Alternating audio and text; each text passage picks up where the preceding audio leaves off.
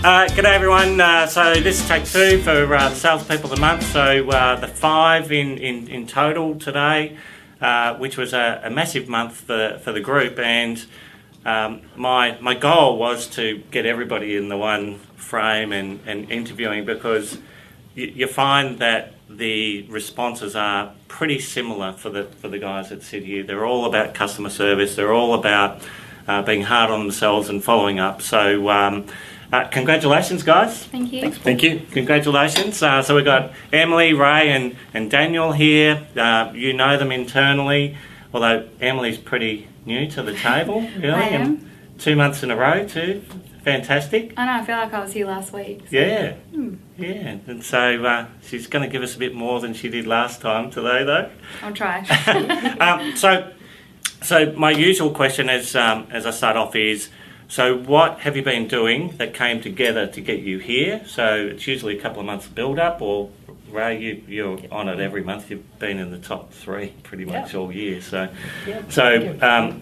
what came together is the fact that we've got summer coming on and people do want to sell now, or? Yeah, look, I think it's a culmination of a lot of hard work right across the year. Yep. We do a lot of early appraisals in the year. Our autumn selling season is very strong. Yep. And that leads to a lot of hard work and appraisals over winter. We had a very delayed spring this year, very wet and cold in the Dalesford area. But just came out flying early October.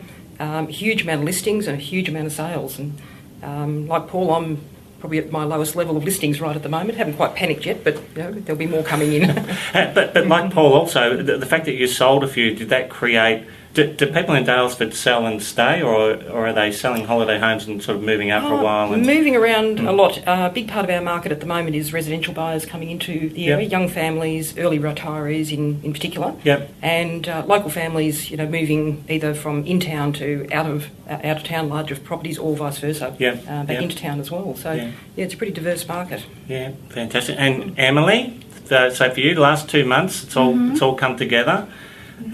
So I know that you've got your database really well set up and you're good on your communication. So are they the only 2 things that you think are working for you? Or are you?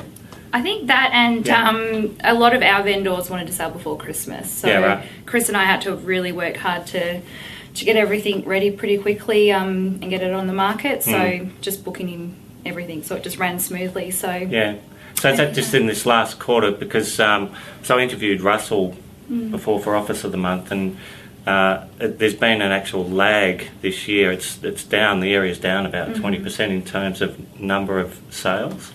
So the last quarter you've had lots of calls, a bit of a catch up. Yeah, the last quarter we've really caught up from last year. Well, obviously last year we did a lot better than this year. Especially Chris and I, though, seem to be. I think Chris and I have made more sales last year than what he actually did last year. Yeah, that was a bigger year.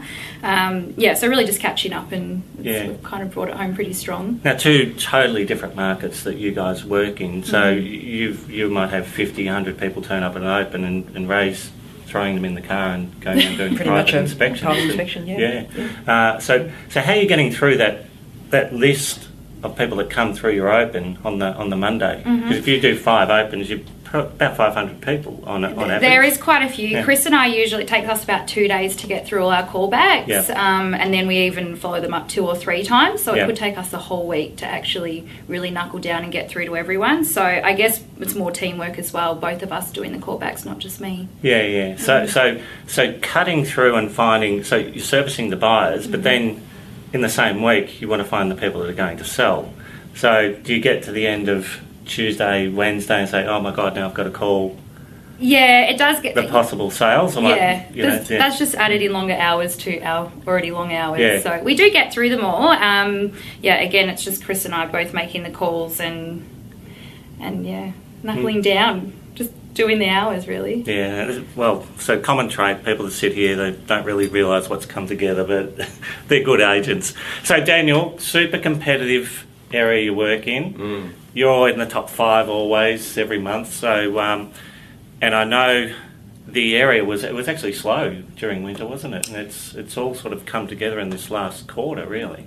The stock was well down. For certainly the winter, and then the first quarter the first part of spring was very quiet. well down on stock, and then all of a sudden, as seems to have happened in the last couple of years, just a big flood of stock at the end. It's like everyone forgets about real estate, and then all of a sudden the light turns on. It's like, oh yeah, that's right, we wanted to sell this year, and all of a sudden, November's flat out, and I've still got auctions coming up this weekend. Amazing. So what I see there is to get that good result, you've got to have a certain belief in yourself that what you're doing is right. and we've spoken about this before, but what can people expect when they deal with you? I would say consistency Yeah. is probably my main aim, and also the ability to just stay calm and not be reactive if things aren't going the way you want them to go. That's right. 'Cause they don't always it's go the easy way to you want spit them the dummy. Exactly, and it's easy to turn around and panic and wave the flags to your vendor. Yeah. But I think the key in our market is just to remain calm, whether it's going amazingly well or going okay, and keep your vendor calm as well, because the moment you panic is the moment your vendor panics, and then you're in real trouble. So I think that's really the key with me, is that I've got an outcome, a contingency for whatever comes our way with the campaign, and that's clearly explained to the client, so they're kept calm the whole way through, whether it's going really well or not so well. Yeah, so here's the importance of stats. So what we know from most areas, and when you study a bit of valuations, there'll be any particular area will have a between 5 and 6% turnover of that area, and it might happen in 2 months, it might happen in 3 months, it might happen in 12 months, but that'll generally be the turnover. It's around 6%. So you've got to keep an eye on that, and that's how we know there's a lag of 20% through Richmond, and same for Elstonwick. About 30. Yeah. So it's most of the year. So it pops at some stage. Everything starts to come back. It's just it can't be driven by us. It's driven by other people's motivations. And so we're certainly on the phones trying to get them on the market, but they seem to not want to listen until the last moment at this time of year. Yeah, so quite extraordinary. So we're all really busy. So it's 15th of December, as I said. We're all really busy coming into this back end of the year, which was a surprise. And so we're finding that the outer suburbs now, the wave's hit and it's slowed down. So which is the price increase has come, stamp duty and everything slowing it down. So Ray, Christmas is here. Gets really busy now for Dalesford. It does, yes. Yeah. We have a little bit of a lull, perhaps early December, but as Daniel was saying, that suddenly there's the floodgates open, people sort of, suddenly realise they're going to put their properties on the market before Christmas. Yeah. Or we're going flat out doing appraisals for early next year. Yeah. So quite a lot in the so pipeline. for the guys watching, just explain a normal week for you, and you do a lot of sales, but you're doing a lot of driving, because each one of those, if it's 50 people going through, that's 50 trips. We do a fair bit of mileage, that's right, yeah. Where we've got, we generally sort of get the majority of interest in the first few weeks. So, we have been sort of doubling up appointments and doing some opens on some of the properties at times. But we just sort of find with the distance as well, we can't guarantee people are going to be able to make those, half, 3/4 hour slots as well. So we're quite often back at, properties 2 or 3 times. Yeah, interesting. In the weekend. And so for you two city guys, off-market sales, how's that going? As I mentioned to you last time, I'm doing pretty well with off-market. Yeah. Just because we've got such a big buyer database that constantly, after every single open, we enter everyone in, all the notes, so we know their buying criteria, what kind of property they're looking for. So that's why off-market is going well for us at the Richmond. It's really so that's. I think that's the future. These databases getting sweet.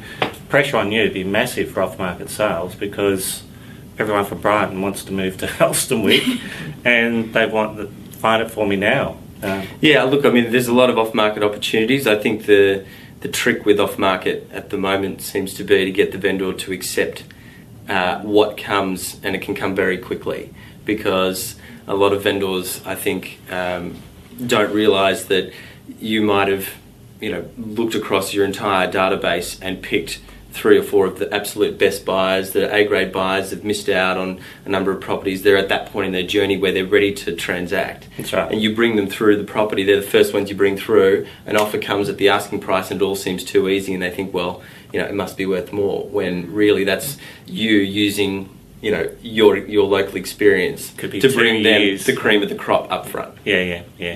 But it's and it can be a very quick result that's in this particular market could be better if it goes to auction. And there's that the argument question as well, we which can is a never hard one. answer. Yeah, exactly. We can never answer it. It's a matter of being happy with the price. Lessons learned. What have you learned? What are you changing? What are you working on? Look, I had a really tough third quarter. Mm-hmm. I missed a lot of opportunities. I was going for a lot, and I missed a lot, and that always helps to humble you. Yes. So I think I've learnt. I mean, there's some resilience to be learnt from missing a lot, particularly when you have such a good first half, and it was like I couldn't miss anything, and then all of a sudden, you've got the results, everything's good, and you'd walk out of an opportunity thinking that's just gone as well as I could have. It could have gone, and then you keep missing them. Yeah. And there's something in that to learn from, because you can start to doubt yourself, or you can just steel your nerve and say, no, what I'm doing is good. Yeah. It's just that the relationship wasn't there with that particular client. Mm-hmm. And you just have to press on and keep consistent. Doesn't make it any easier, though, It doesn't make it easier, but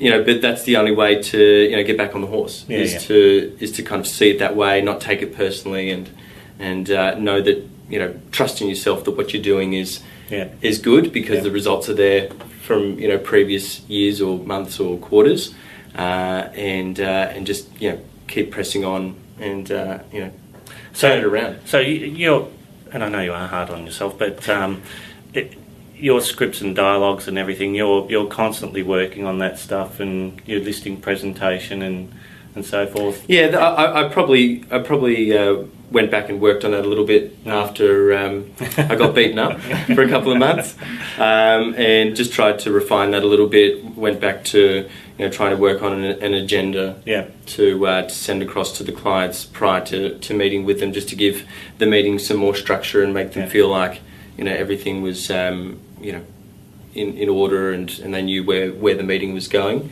rather than just coming in and talking about the fabulous success and expecting that was going to get it across the line. Yeah, so there's a good message there. End of every month, I would say, press update.